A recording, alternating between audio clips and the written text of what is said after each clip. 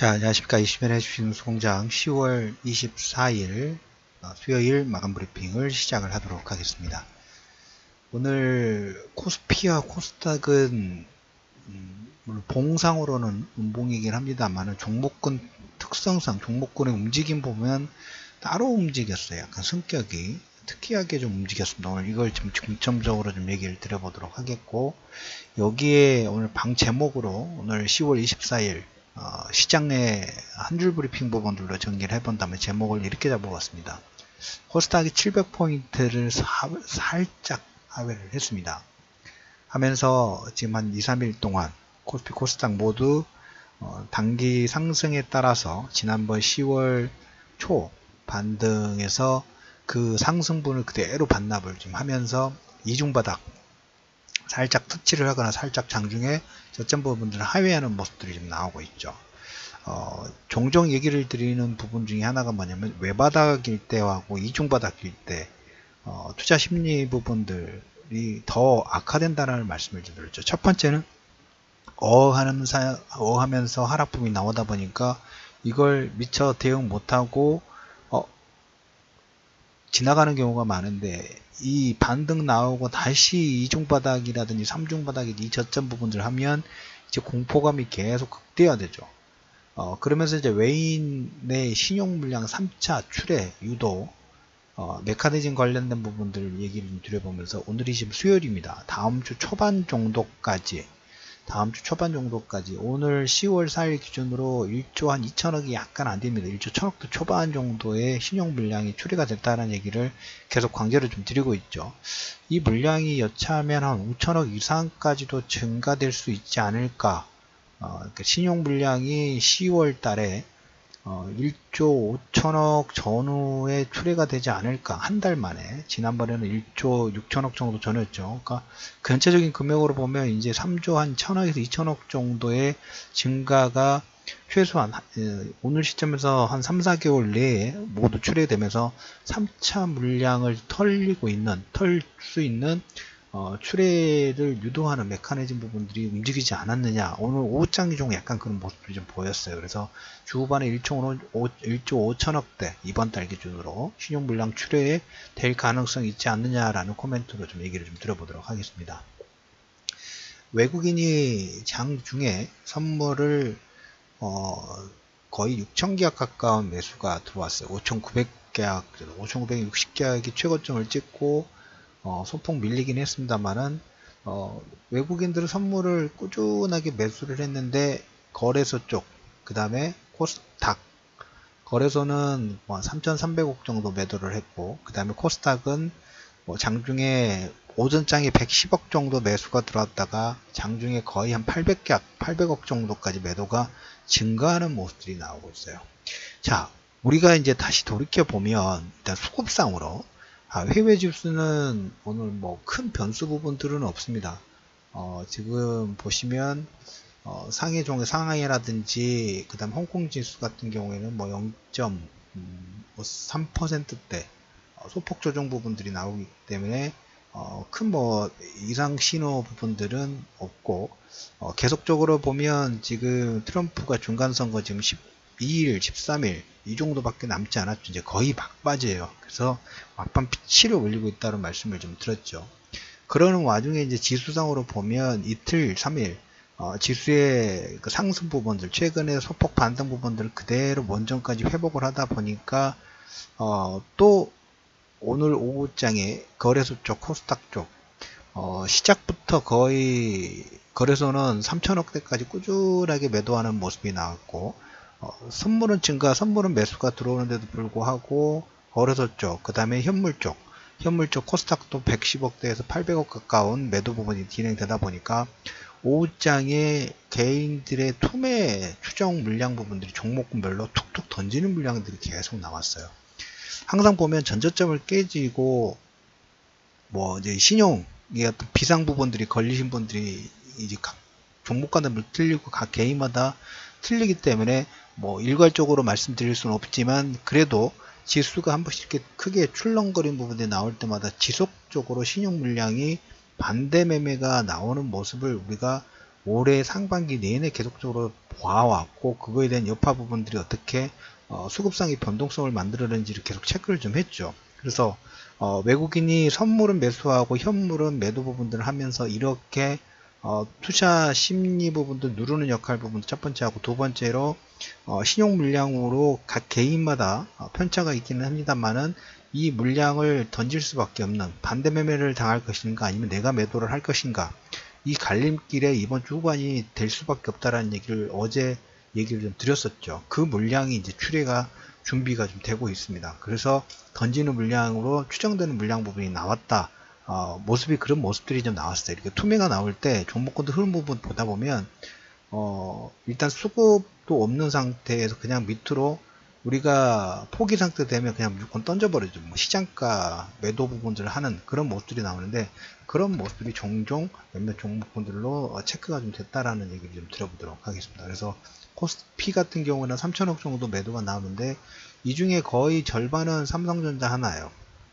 셀트리온도 630억 정도 매도를 했고, 코스닥 같은 경우에는 지금 어제 그제 이제 셀트리온 사건으로 인해서 셀트리온 블록딜, 그 다음에 이쪽 삼성바이오 관련돼서 바이오 쪽, 그래서 오늘 그 삼성바이오로직스는 마이너스 3% 정도 하이가 나오고, 코스닥도 770억 정도 매도가 나왔는데, 종목군은 이쪽 바이오 쪽에 종목군에 좀 집중되는 모습 좀 보이고 있다. 시총이 크다 보니까 이 종목군들이 출렁거리면 변동성이 크게 나오는 게 하나의 꾸준한 특징이라는 말씀을 좀 드리죠. 그 선상에 있다고 보시면 될 것 같아요.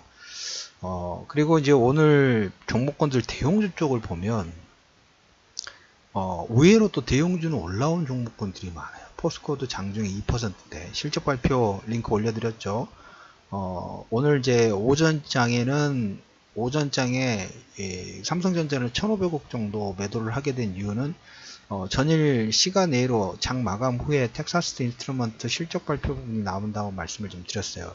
그 관련 기사도 링크를 카카오톡하고 텔레그램에 올려드렸습니다만은, 텍사스 인스트루먼트의 실적이 뭐 그렇게 예상치에 부합하지 않은, 그래서 시간외로 마이너스 6% 정도 하락 부분이 나왔고, 이 영향으로 오늘 반도체 업종 SK하이닉스나 삼성전자에 마이너스될 요건 부분들 좀 만들었다. 근데 포스코는 실적이 잘 나왔기 때문에 장중에 2%, 그리고 금융주들도 보면 뭐 기업은행, 한국금융주도 2%대, 그 다음에 만도라든지 현대위안은 3에서 6%대의 움직임 부분도 보이고 있는데, 삼성바이오로직스는 마이너스 3%대 하락 부분이 나왔죠.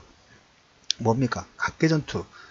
지수와 상관없이 개별 종목군의 실적에 따라서 아니면 예상치에 따라서 종목군의 상승과 하락 부분들이 계속 유지가 되고 있는 모습이다. 그래서 GS건설, 현대건설은 마이너스 3%, GS건설 거의 마이너스 8% 가까운 하락 부분이 나왔어요. 현대건설도 마찬가지고, 어제 그젠가요? 기사 부분들 제가 그냥 여러분들 그냥 올려드리는 게 아닙니다. 그리고 기사를 어떤 내용 있으면 찾아서 올리라는 그 얘기 부분들을 하는데, 트럼프가 IMO 환경규제 관련된 부분들이 연기 가능성, 그 다음 유가가 급락이 나왔어요. 유가가 급락이 나왔습니다. 이게 힌트예요. 이게 힌트고, 그쪽 섹터 부분들은, 관련주들은 당분간 유가가 60달러 선까지 하회가 돼야지만 우리가 다음에 더 큰 그림 부분들 그릴 수 있다는 얘기를 드렸죠. 그래서 유가가 상당히 좀 중요해요. 그래서 GS건설 7%, 현대건설 3% 정도의 조정을 보이는 하나의 역할 부분들 좀 했다라는 말씀을 좀 드려보도록 하겠습니다. 상해종합지수는 뭐 아까 홍콩도 말씀을 드렸던 것처럼 약보합 정도 마이너스 뭐 2에서 마이너스 0.5% 정도 전후의 하락 부분들이 진행이 되는데, 인문위능은 지준율 인하 기대감 부분들이 계속 상승하고 있다고 말씀을 좀 드렸죠. 그리고 최근에 그 주식담보대출에 대한 리스크 부분들을 전담하는 전담 조직 부분들을 만들 예정이라는 얘기를 좀 드려보도록 하겠습니다. 오늘 수요일입니다. 24일이에요. 아무래도 이제 신용 물량 부분이 나오다 보니까 개인 투자자들 투자 심리 지하 2층에서 지하 5층 10층으로 더 떨어지겠죠. 타이밍상에 이번 주에 긴급 그 할인 이벤트 부분들을 진행하는 오늘 첫 번째 1차의 마지막 날이긴 합니다. 항상 근데 여러분들 저점과 리스크는 항상 공존했고, 저점이 있었을 때 더 이상 반등 요건을 많은 분들이 고민을 하지는 못해요. 접근을 하지 못하고 생각을 하기가 쉽지는 않습니다. 근데 그런 내용이 주가에 선반영이 될 수도 있다는 부분들을 꼭 여러분들 체크하실 필요가 있다라는 말씀을 좀 드려보도록 하겠습니다. 그래서 오늘 1차 이벤트는 이번 주 뭐 전체적으로 합니다만은 신용 물량이 출회되는 걸 우리가 지난주에 코스닥 레버리지 관심권 부분도 두실 필요가 있다라는, 그 다음에 700포인트하고 2100포인트의 플러스 마이너스 10에서 20포인트 정도 코멘트 드렸죠. 변동사항 부분들이 없습니다. 중간선거 부분들 이제 한 10일대 남았습니다. 신용 물량 3번 정도 털리면 정말 엄청나게 많이 털리고 많이 힘들게 한 부분들이 없잖아 있어요. 그만큼 수급의 공백 상태 부분들이 있고, 오늘 그 카카오톡 텔레그램에 제가 한 2~3번 정도 일부러 더 올리라는 얘기를 좀 전달을 좀 했어요.